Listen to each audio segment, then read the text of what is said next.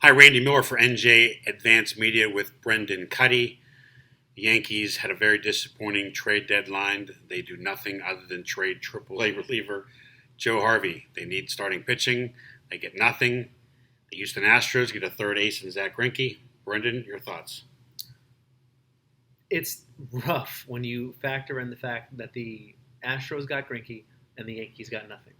That being said, the other guys who were on the market or who were supposedly on the market weren't markedly better pitchers than Jay Happ, than James Paxton, than Masahiro Tanaka. You're talking about Mike Minor. You're talking about Robbie Ray. You're talking about Matthew Boyd.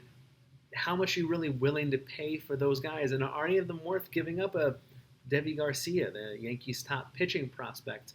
It didn't kill me that the Yankees didn't crazy overpay for any of those guys, but at the same time, Randy, and I know you want to talk about this, that Houston rotation now looks dominant, looks unstoppable. I think the Yankees are going to live to regret this. Before trade deadline day, I thought the Yankees were the best team in baseball.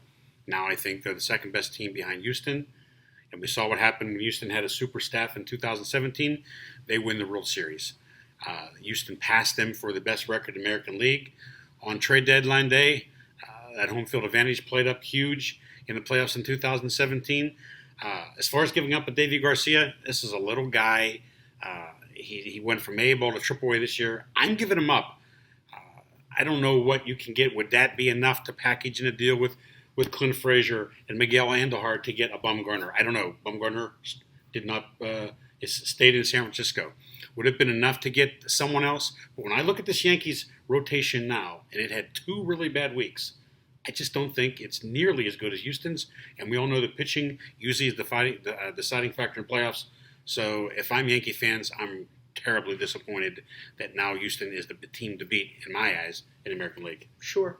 I think they were the team to beat in the first place. Maybe. Truth with the lineup now. And also, Davey Garcia, yeah, he's a little guy, but he's put up really good numbers everywhere he's gone. And the stuff, from what you see, it really plays. He really has a chance to become a really good pitcher.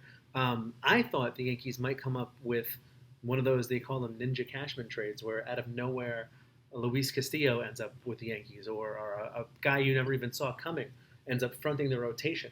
Now, it's too hard to expect that, and it's impossible to expect that, but that's the kind of the direction I saw them going. I didn't see them overpaying for a Matthew Boyd to maybe give you the same thing that Jay Happ gives you.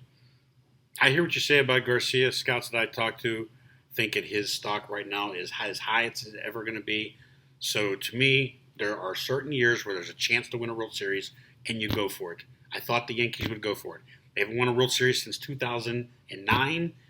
They have the best team in baseball going into this, and now they don't because they didn't go for it. I get it that the price tag was very high, but the reason you have that farm system is to build your team and try to get you the final pieces to win a World Series. The Yankees did not do that, and I think they're going to live to regret it.